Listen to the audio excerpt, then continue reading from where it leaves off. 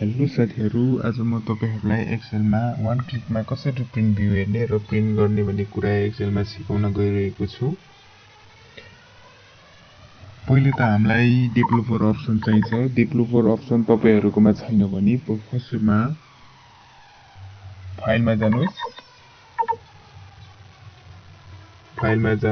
फाइलमा गएपछि अप्सन आउँछ, अप्सनमा क्लिक गर्नुस्। अप्सनमा क्लिक गरेपछि त्यहाँ कस्टमर रिबन भन्ने भइरहेको हुन्छ, त्यहाँ डेभलपर अप्सन हुन्छ, त्यसमा क्लिक गर्नुस्।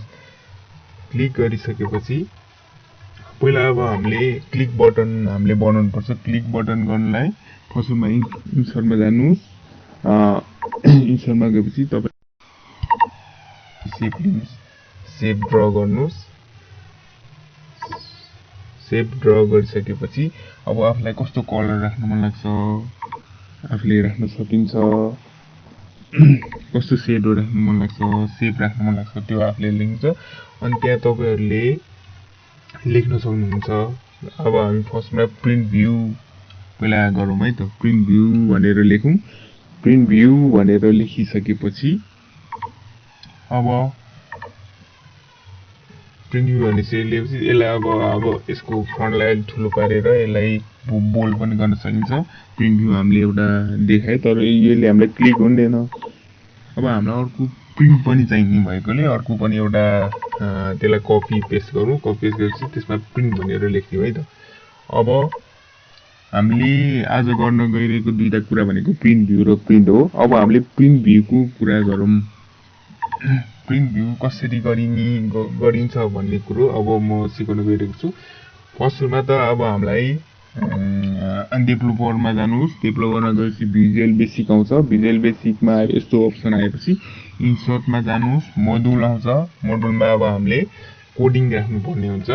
कोडिङमा सर्वप्रथम त sub space S U B sub space print PRINT print view अनि ब्र्याकेट गरेर इन्टर गर्नुस्। इन सब भन्ने आउँछ। अब हामीले यहाँ लेख्नु पर्ने हुन्छ active ACTIVE active set dot print view PRINT print view.